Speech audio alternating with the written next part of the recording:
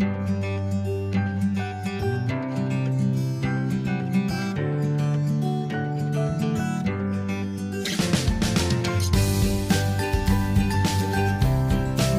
여러분 반갑습니다. 계속해서 인터넷 강의 목회 세미나 13번째 강의를 함께 나누도록 하겠습니다. 오늘의 범위는 12장부터 15장까지가 되겠습니다. 나사로 이야기 계속해서 이어지는데요. 먼저 12장 9절에서 19절에 보면 성구는 9절입니다. 나사로 때문에 많은 유대인들이 가서 예수를 믿음이러라. 여러분 성경 구절은 여러분이 읽으셔야 돼요. 예. 신자의 존재 목적 가운데 하나는 주님의 지상 명령을 성취해 드리는 것이죠.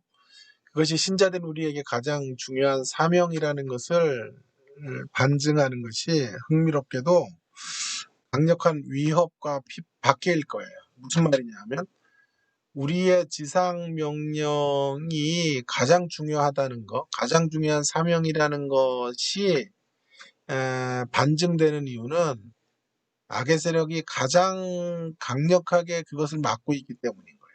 악의 세력들이 가장 강력하게 총력전으로 가로막고 있는 것이 무엇인가를 보면 그것이 가장 중요한 것인데 그것이 바로 지상명령, 복음을 전하는 거예요. 어떻게 하든지 악의 세력들은 사람을 하나님께로 돌아오게 하는 것을 막았습니다. 그 말은 우리에게 허락하신 지상명령에 대한 방해가 극심하다는 것은 그만큼 우리에게 부여된 지상명령이 중요하다. 신자들의 지상명령을 가로막는 것이 악의 세력들에 부여된 지상명령. 진짜 잘한다. 그죠? 이런 워드플레이라 그러거든요. 이런 거 아무나 이렇게 할 수 있는 게 아니에요. 자, 대단하지 않습니까? 신자들의 지상명령을 가로막는 것이 악의 세력들에게 부여된 지상명령. 너무 좋아서 한 번 더 해야 되겠어요. 신자들의 지상명령을 가로막는 것이 악의 세력들에게 부여된 지상명령인 거죠. 10절에 대제사장들이 나사로를 죽이려고 모의를 일삼고 있습니다.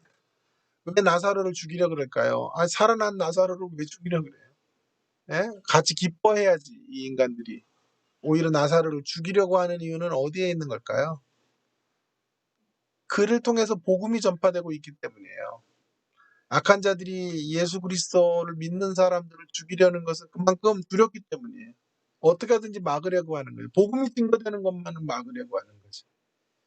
이것이 사실이라면 우리도 이제 그들이 총력전을 벌이기 때문에 우리도 총력전으로 응수해야 돼요. 무엇을 동반한 총력전으로 임해야 되는가 두 가지인데요. 먼저 우리가 악의 세력 앞에 이제 복음 들고 나가는 일들을 위하여 총력전을 기울여야 된다면 삶의 변화와 함께 복음 전파를 위한 총력전을 펼쳐야 한다. 사람들이 나사로에게 몰려옵니다. 왜일까요? 그가 죽었다가 다시 살았기 때문이죠.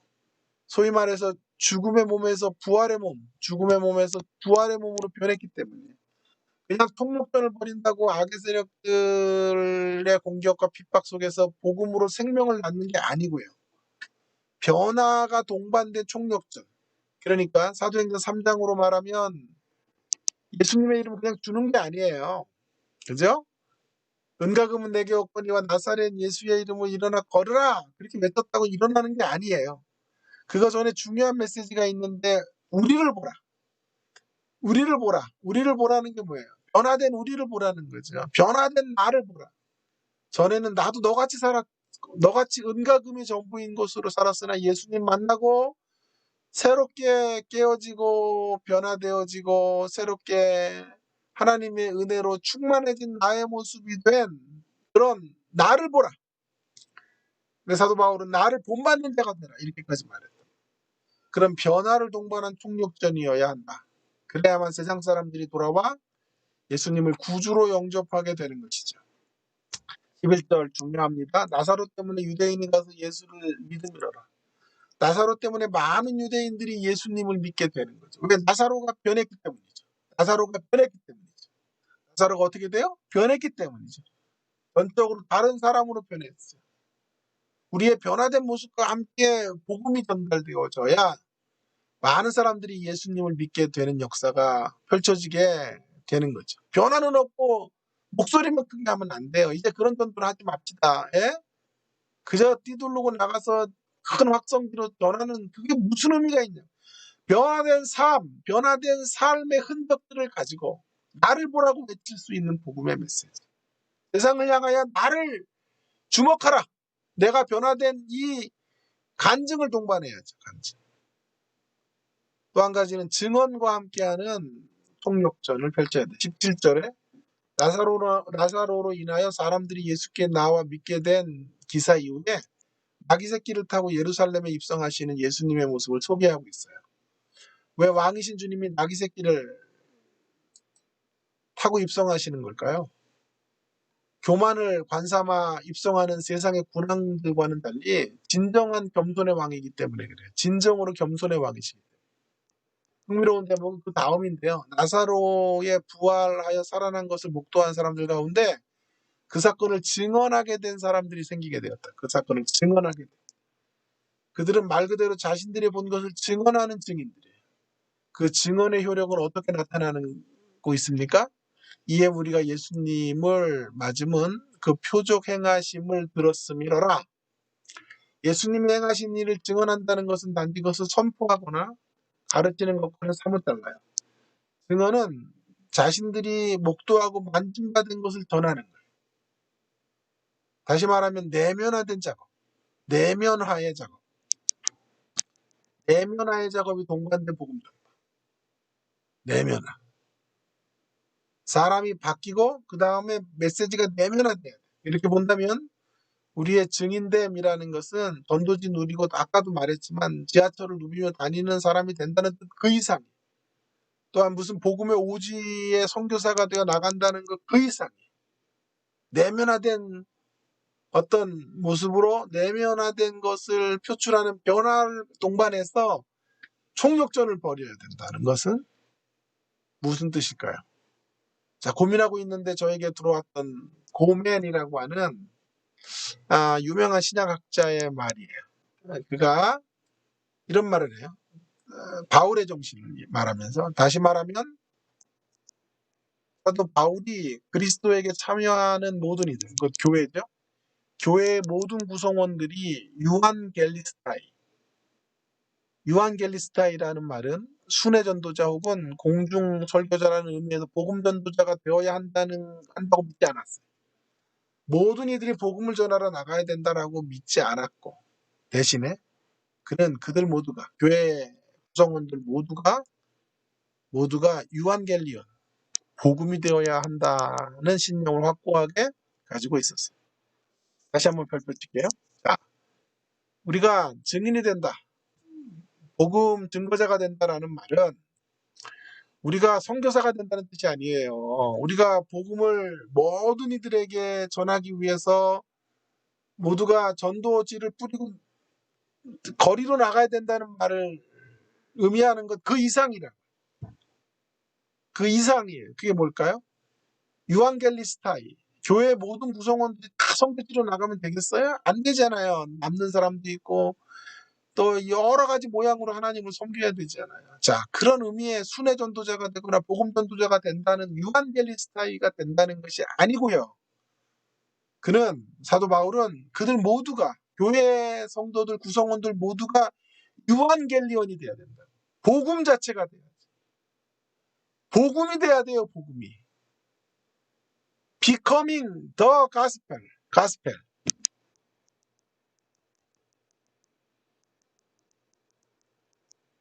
복음에 대하여 말하는 사람들이 아니라 복음의 생명 그 자체가 되어야 해요. 여러분 많은 사람들이 선교지로 나가지만 복음이 안 되면요. 선교지로 나가도 그리스도의 생명으로 사람을 살릴 수 없어요.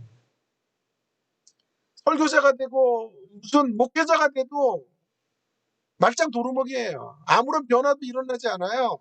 왜요? 왜요? 유한겔리스타인은 되는지 몰라도 순회 전도자는 되었는데 유한겔리온이 안 되잖아요. 우리가 복음이 돼야 돼요. 우리 자체가 기쁜 소식이에요. 우리가 그리스도의 복음의 생명력이 우리 안에 있어요. 우리가 그 생명 자체여야 돼요. 여러분, 그런 사람들이 서 있는 곳곳마다 복음이 펼쳐지는 거예요. 그 사람이 말하는 말, 행동하는 행동 하나하나가 영혼을 깨우고 살리는 역사로 일어나는 거예요. 복음이 되지는 않고 복음 전도자만 자꾸 되려고 그래요. 네? 목사다운 사람이 되려고 하진 않고 목사로서 성공하려고 만들어요. 네? 그러면 안 되겠어요. 복음 자체가 되기 바랍니다. 우리 모두가 becoming the gospel, 복음이 되면 복음 전도는 자연스럽게 이루어지는 거예요.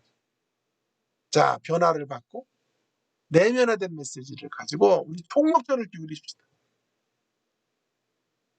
막 요란스럽게 전도하지 않아도 돼요. 우리의 삶이 복음이 되면, 삶이 복음이 되면 우리가 서 있는 그곳에서 하나님은 일하시고 영혼들은 충격을 받고 주님에게로 돌아오는 이런 생명의 역사가 펼쳐지게 될 것이라고 확신합니다. 확신합니다. 예수님을 만나 변화된 삶의 흔적과 간증을 통해서 그분을 증언하는 증인으로 살게 하여 주십시오. 복음 전도자가 되는 것이 아니라 순회 전도자가 되는 것, 유한겔리스타이가 아니라 유한겔리온이 되는 우리가 될 수 있기를 간절히 바랍니다. 바랍니다. 아멘 안 하니까 자꾸 하는 거 아니에요. 자, 이제 12장으로 넘어가겠습니다. 12장 20절에서 36절. 성구는 12장 23절인데요. 인자가 영광을 얻을 때가 왔도다라는 건데요. 흥미롭게도 예수님은 자신의 사역을 드러내실 때와 숨기실 때의 양면적인 모습으로 등장하시는 것을 보게 됩니다.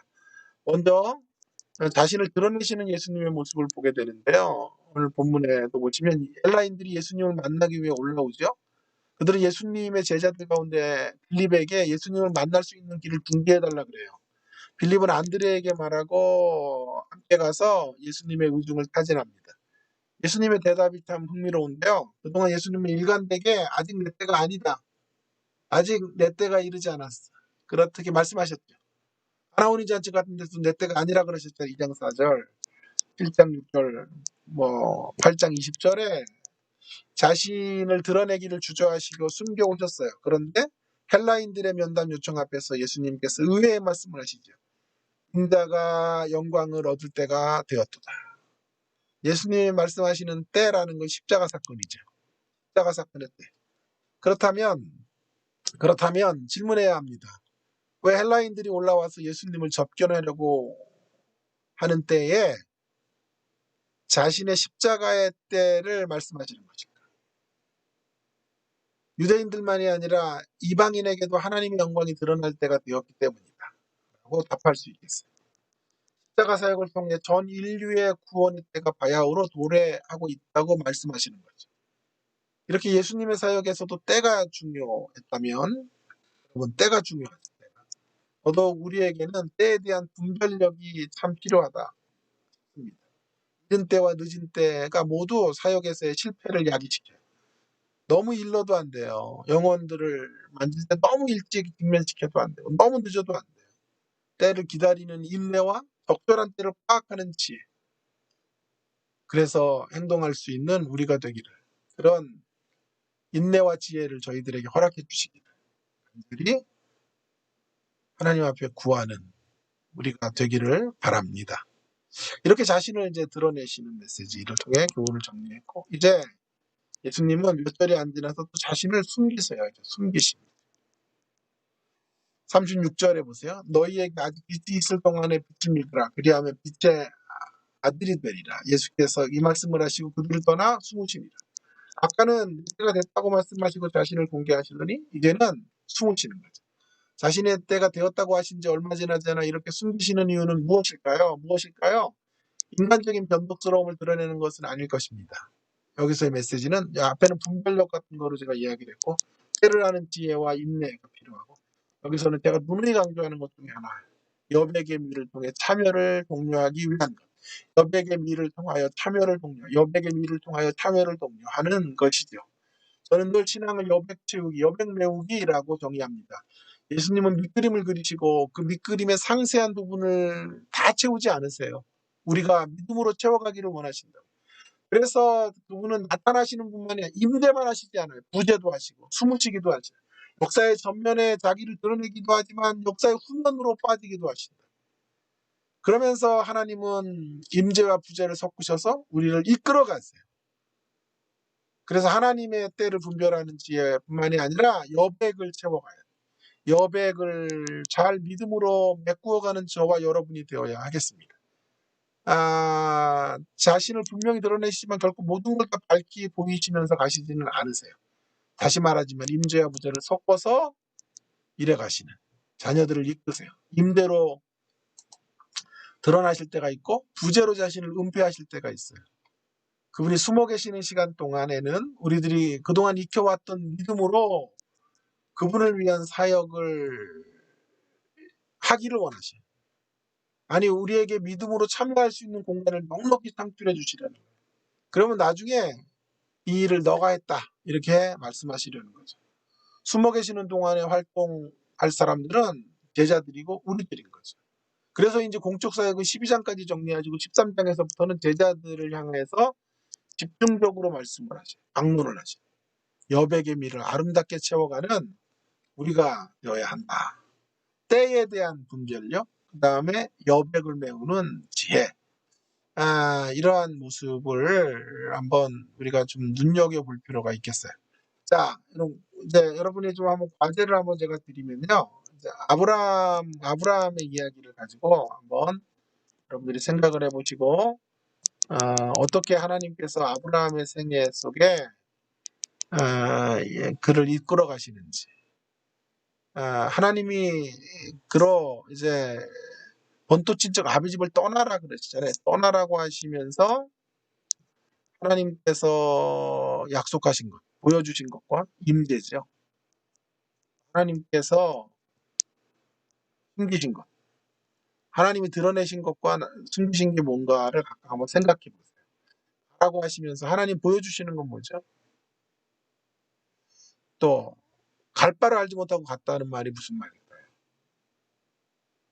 그게 숨기시는 거. 뭘 나타내 주셨고, 뭘 분명하게 확인시켜 주셨고, 아브라함을 아버집을 떠나라고 하시면서 무엇을 숨기셨을까? 여러분 좀 한번 생각해 보셔서 틀려도 되니까요. 여러분이 이 문제에 대해서 토론방에 여러분이 생각하는 답을 한번 올려주세요. 틀려도 괜찮아요. 뭐 이름 적거나 뭐 점수 깎거나 그러지 않을 테니까 꼭 올려주시기 바라요. 아브라함에게 나타내 보이셨던 것, 떠나라고 하시면 나타내 보이신 게 무엇이고 또 숨기신 것은 무엇일까? 이게 한번 응용 문제로 한번 여러분이 토론해 보면 좋을 것 같아요.